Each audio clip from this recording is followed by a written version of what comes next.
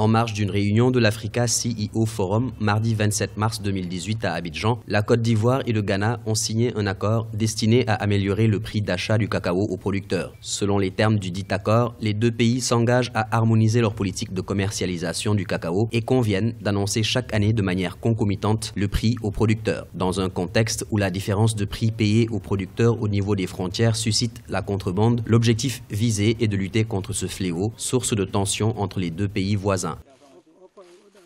Désireux d'accélérer la mise en œuvre de leur politique commune visant à mieux défendre les intérêts des producteurs de cacao ainsi que ceux des économies des deux pays, les deux chefs d'État réaffirment leur volonté de définir une stratégie commune en vue de trouver une solution durable à l'amélioration des prix perçus par les producteurs de cacao de leurs pays respectifs. Après une année 2017 marquée par la chute des prix du cacao, la tendance est de nouveau à la hausse. Cet accord devra donc aussi permettre de limiter et amortir les fluctuations de prix et lutter contre la spéculation.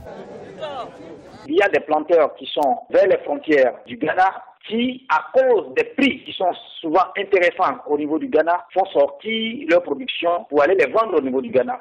Donc le problème, il s'agit d'une question de prix d'achat bon champ. Et donc si les deux pays s'entendent à ce niveau, je pense que régler ce problème serait d'abord de voir au niveau de la fixation des prix. Ça va décourager un peu ceux qui font passer le produit soit au Ghana parce que les prix seraient essentiellement les mêmes.